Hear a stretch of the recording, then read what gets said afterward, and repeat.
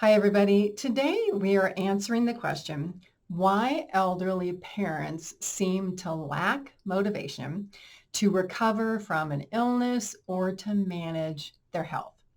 A caregiver recently expressed this concern that a parent was recently hospitalized and wasn't taking care of themselves, seemed to be hiding information from the caregiver, and this caregiver was concerned.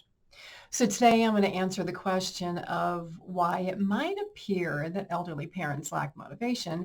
And the answer is probably going to surprise you. So stay with me. I'm Pamela D Wilson. My website is PamelaDWilson.com. On there, a lot of hope, help, support for caregivers and aging adults. My caregiving blog, my library, my podcast, lots of videos, ways to contact me for a one-on-one consultation. So let's start with a question.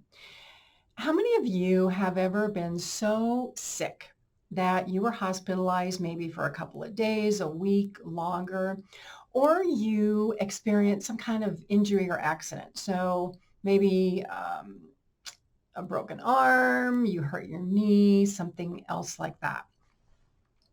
For many caregivers, especially those who are younger, the likelihood of experiencing something like this is pretty small, which is why it can be hard to understand the experiences of an elderly parent who have a lot of health issues, maybe sick all the time, maybe in and out of the hospital.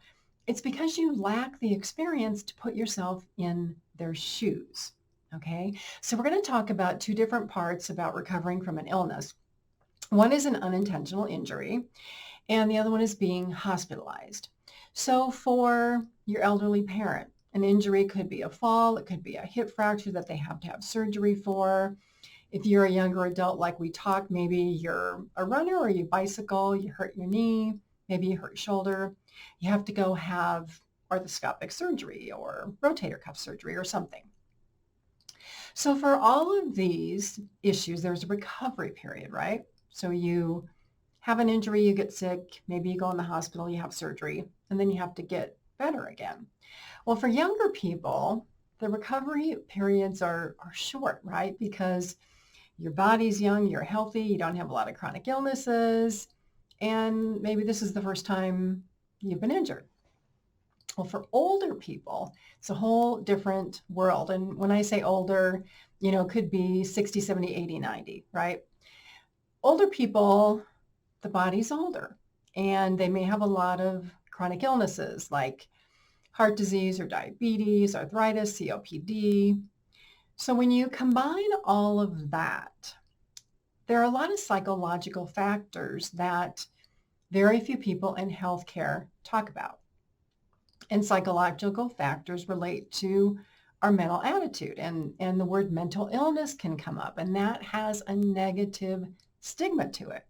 Nobody wants to say, oh, I have a mental illness or a mental problem or motivation or mindset problem or any of that, right? But really, that's what it takes to recover at any age. So when you look at a parent who looks the same on the outside after a hospitalization, as the child, you might be thinking, what is wrong with you, mom or dad, that you're not doing everything that you used to do? Why don't you care about taking care of yourself? Why aren't you exercising like the doctor says or taking a medication or doing whatever, they're supposed to do to get better? The problem is, as caregivers, we don't consider talking about the emotional aspects and the mental aspects of what it takes to recover from an illness with our parent because nobody tells us to. And the doctors certainly don't bring it up. So it kind of just goes by the wayside. So things that happen after a parent has an illness or is hospitalized. Depression, anxiety, worry, all of this messes with a person's mental state, even if you're younger. So let's say that you're younger and you were in a serious car accident and physically injured and you lost your ability to work. So you've recovered and now you're looking for a job, but you don't have the same physical ability, or you're tired, or mentally you're not in a place where you're ready to go back to work. Well, add 50 years to your life and try to put yourself in the shoes of an elderly parent. So Fear is a negative motivator. Anxiety is a negative motivator. Trying to avoid pain, not wanting to be seen as helpless or needing help. An elderly parent who doesn't want to go back to the hospital. These are all negative motivators that really do affect the mind when we think of, how am I going to recover from this? Can I even recover from this? So your parent, who may look like they're lacking motivation, has all of this stuff going on in their mind, that could be saying, gosh, my body's not the same as it was. I don't know if I'm ever going to recover from this. How do I accept the fact that, I used to be able to drive a car and do all these things and had all this energy, and today I don't. So for a parent who spent maybe a week or more in the hospital, I know some people who have spent 3 weeks, a month, that experience likely has resulted in some negative memories, some trauma. They don't want to go back to the hospital. They don't want to get sick again. So what happens is, instead of embracing life like they did before and doing all these things, they may be afraid of resuming normal activities. Well, what if I leave the house and I go to the store and I get sick? Well, then I'm going to have to go back to the hospital. Or what if I, walk again and I fall? Then I'm going to break a hip. Then I'm going to go back to the hospital.